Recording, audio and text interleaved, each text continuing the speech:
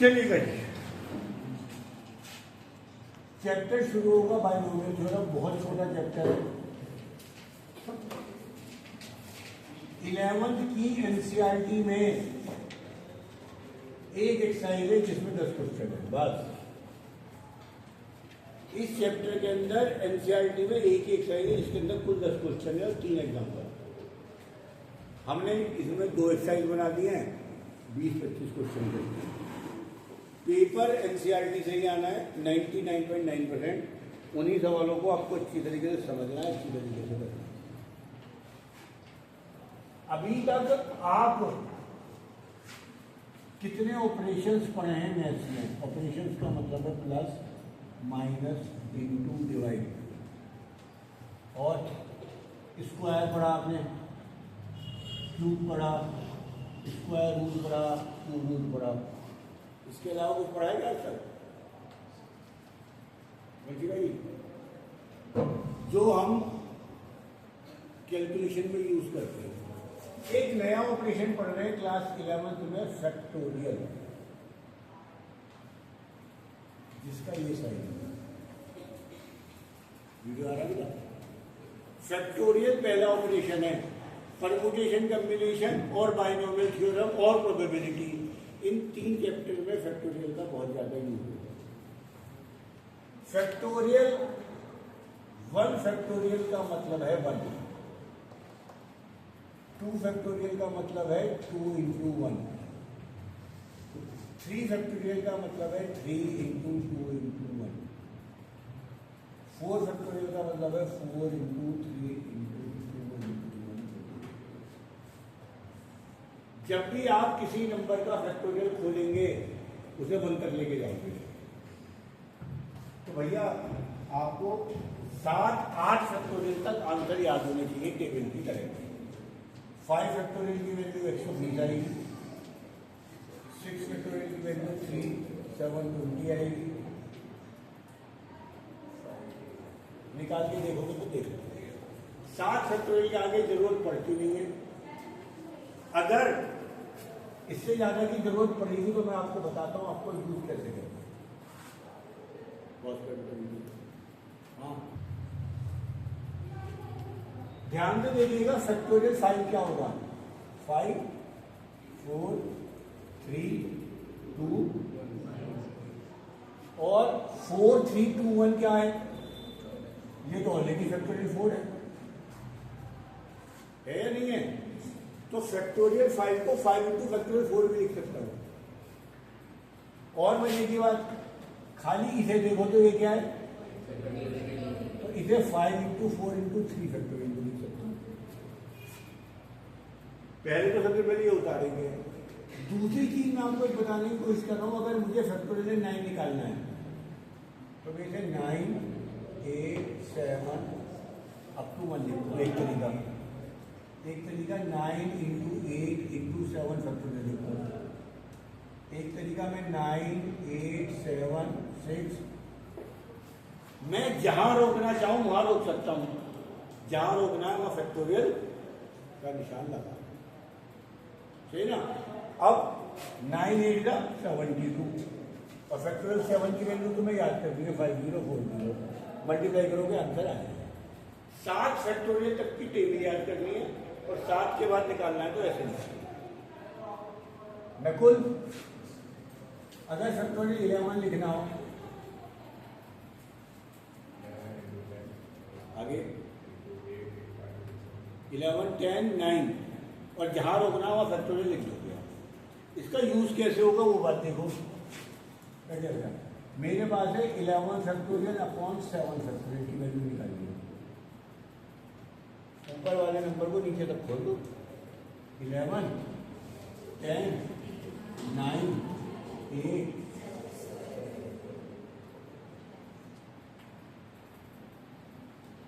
11, 10, 110, 9, 8, 72 multiply करोगे answer आपके पास। मैंने आपसे कहा मुझे फैक्टोरियल 8/5 की वैल्यू निकालनी है, तो आप 8 को खोलोगे 5 तक, 5 से 5 काटोगे आंसर आ जाएगा। दोबारा देखिएगा, फैक्टोरियल एक ऑपरेशन है जो कैलकुलेशन करता है और यहाँ एक मजे की बात और बता दूँ, फैक्टोरियल 0 भी 1 होता है, ये हमें प्रूव करना है अभी आगे। और नेगेटिव का फैक्टोरियल, नेगेटिव नंबर का फैक्टोरियल नहीं होता। आपको -3 की फैक्टोरियल वैल्यू बताओ, वो नहीं निकलेगी। फैक्टोरियल वैल्यू 0 या पॉजिटिव नंबर की निकलेगी। फैक्टोरियल 0 की वैल्यू कितनी है? 1। सही ना? फैक्टोरियल 0 की वैल्यू कितनी होती है? 1। और 1 की तो मैंने बताई थी। क्या आप उससे पूछो, इससे पहले मैंने बता दिया, प्रूव करने का क्वेश्चन है, पर ये आएगा परम्यूटेशन और कॉम्बिनेशन चैप्टर में। प्रूव करो फैक्टोरियल 0 की वैल्यू 1 होती है। फिलहाल फैक्टोरियल 0 1 होता है, ये उतारिएगा। 5 को कैसे खोलते हैं ये आप उतारिएगा, समझिएगा। अपॉन में इन दोनों की वैल्यू निकालिएगा, फिर इसका आगे का स्टेप पढ़ेंगे। बहुत तरीका। पहले आपको फैक्टोरियल n की वैल्यू खोलनी है। जब आपको फैक्टोरियल 5 की वैल्यू खोलनी थी तो आपने 5 लिखा, उससे कम लिखा 4, उससे कम लिखा 3, कम करते चले गए 1 तक। अब आप पे n है फैक्टोरियल, तो पहले n लिखोगे, फिर उसमें एक कम करोगे तो क्या आएगा, फिर एक कम करोगे और 1 पे खत्म कर दोगे। n+2 का फैक्टोरियल है, तो पहले n+2 लिखोगे, फिर एक कम करोगे, n+2 में एक कम करोगे तो क्या आएगा, n+1, फिर एक कम करो n, और क्या आ जाएगा 3, 2, 1। सही। अब जो इंपॉर्टेंट चीज शुरू हो रही है इस चैप्टर से रिलेटेड, वो समझ लो। एक फार्मूला है NCR, इसे कॉम्बिनेशन या सिलेक्शन फार्मूला है, ऑपरेशन कहते हैं। पहले नीचे उतारना मत। NCR का फार्मूला होता है n का फैक्टोरियल, r का फैक्टोरियल, n - r का फैक्टोरियल। NCR बताता है, ये एक फार्मूला है to select r things out of n things.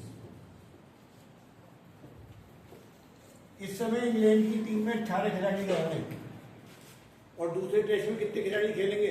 11। Team में 11 खिलाड़ी होते हैं, और वो कितने तरीकों से कप्तान शुभमन गिल टीम चुन सकता है। तो कितने खिलाड़ी हैं आपके पास? 18, और चुनने कितने? 11। तो आपको फार्मूला लगाना पड़ेगा 18C11, जो हम परम्यूटेशन कॉम्बिनेशन में सीखेंगे। आज नहीं सीख रहे, ये चैप्टर में आएंगे, ये सवाल आएंगे परम्यूटेशन कॉम्बिनेशन में। आज इसका यूज बाइनोमियल थ्योरम में आएगा। NCR बराबर n/r-r, जो बताता है ये, हमें इसका भी यूज नहीं करना बाइनोमियल, क्योंकि इसके लिए हम शॉर्टकट यूज करते हैं।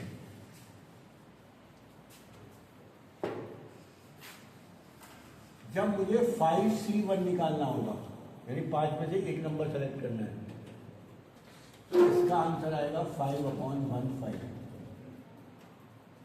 जब मुझे 5C2 निकालना है, तो 5 को 2 बार खोलो, 5, 4, और 2 को भी 2 बार खोलो, 10 आंसर आएगा। मुझे 7C3 निकालना है, क्या करूं बोलो? 7 को 3 बार लिखो, कम करते करते, और 3 का तो 3, 2 बनाएंगे, 35 आंसर। 9C4 करना है, 9, 8, 7, 6, 4 बार, 4, 3, 2, 1, 6 से 6 गया, 4, 2 से 8 गया, 126 आंसर। ये आपका तरीका है। हम ये फार्मूला बस दिखाने को है, इसका यूज कभी नहीं करने के, सिवाय प्रूविंग के सवालों में। कैलकुलेशन में इसको इस तरीके से यूज करेंगे। बट गलती से मेरे पास आ गया 11C9, तो क्या करूंगा? 11 को भी 9 बार लिखूंगा, और 9 को तो 9 बार लिखूंगा ही। अगर नीचे बड़ा नंबर आ गया ज्यादा, तो आप इसे 11C2 लिख लो, क्योंकि इन दोनों का डिफरेंस 2 है। और अब सॉल्व करो, 11, 10, 2, 1, क्या आंसर आ जाएगा? 55। क्या आंसर आ जाएगा?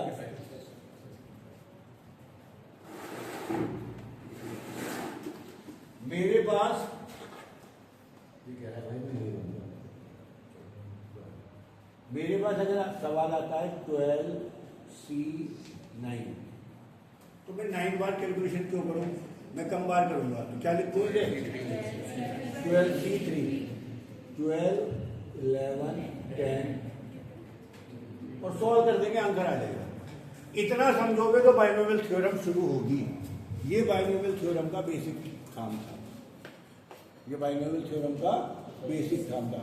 हमारे को वैसे पहले परम्यूटेशन कम्बिनेशन पढ़ना पड़ता है, फिर बाइनोमियल थ्योरम आता है।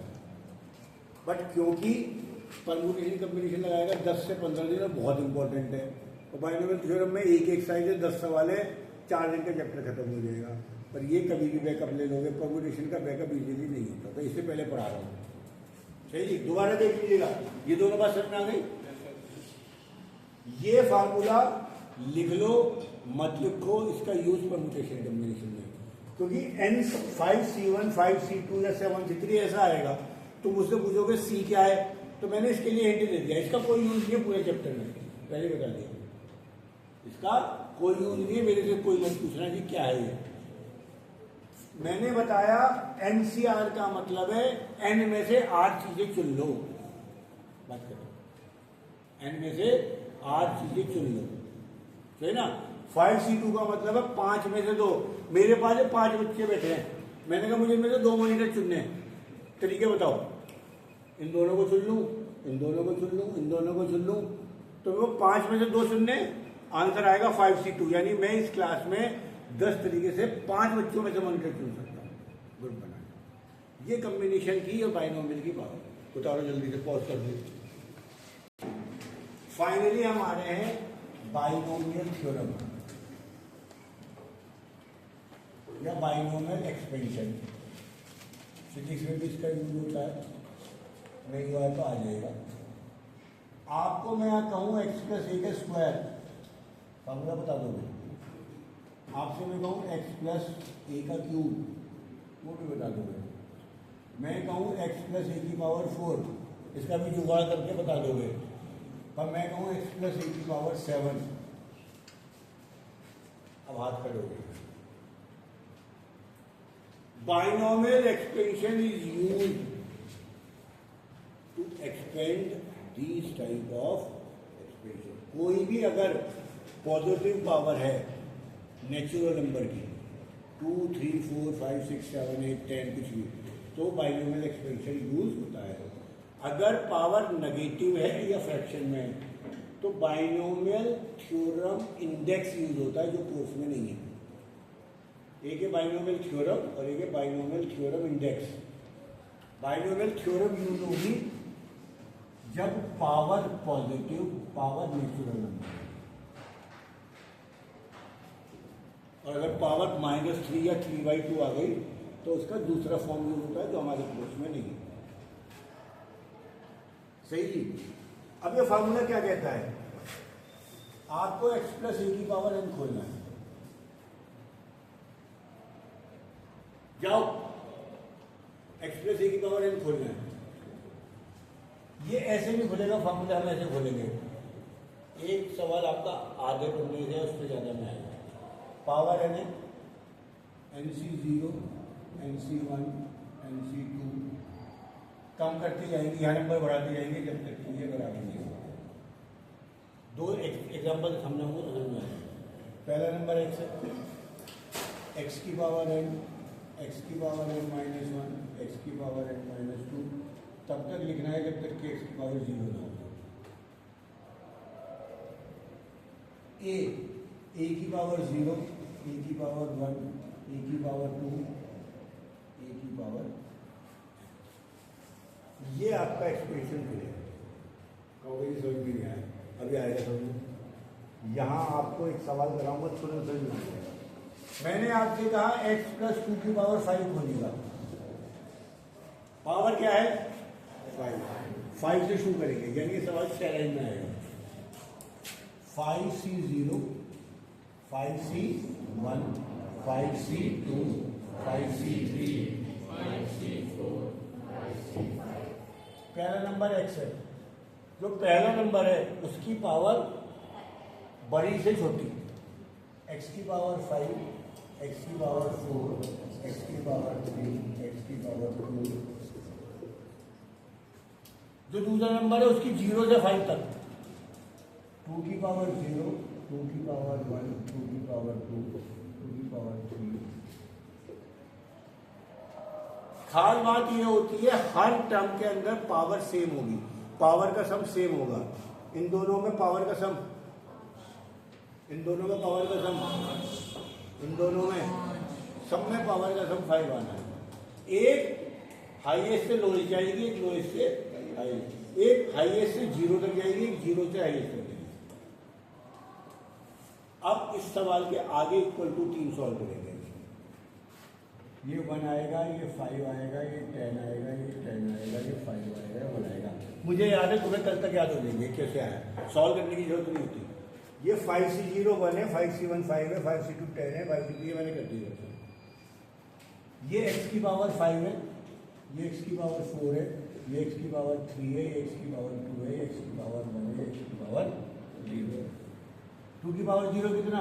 1, 2, 4, 8। अब आपकी कॉपी में कितनी जगह होगी तुम जानते हो, ये आएगा सब आमने सामने, सही है।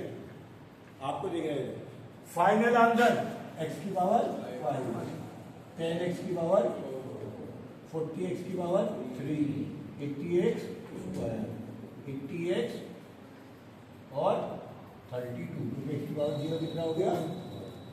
बट आंसर इस फॉर्म में कोई ना लिखा जाएगा, आंसर तो स्टैंडर्ड फॉर्म में लिखा जाएगा। और स्टैंडर्ड फॉर्म क्या होती है, पहले पहली टर्म, फिर दूसरी टर्म, फिर तीसरी टर्म, फिर चौथी टर्म। ये आंसर। 2 सवाल करोगे समझ में आ जाएगा, कोई टेंशन वाली बात नहीं है। दोबारा देख लो, 5C0 तो 5 से 0, 0 से 5।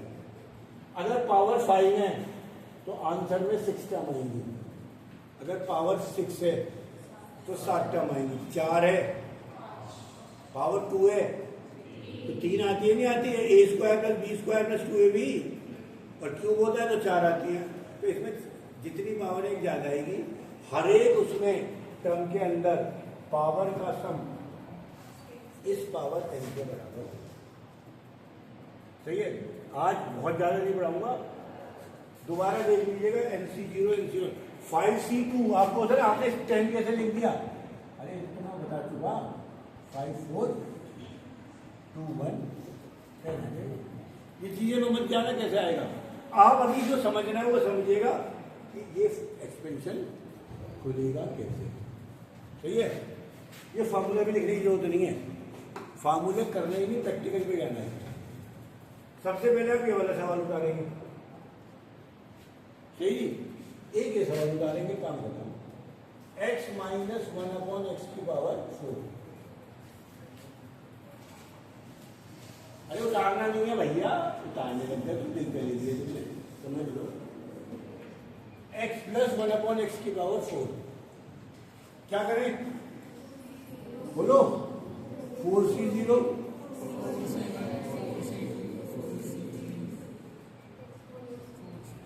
4 भी आएगा क्या, 4 तक आएगा।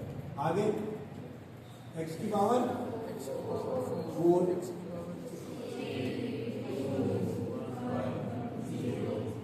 यहाँ 1/x की पावर 0।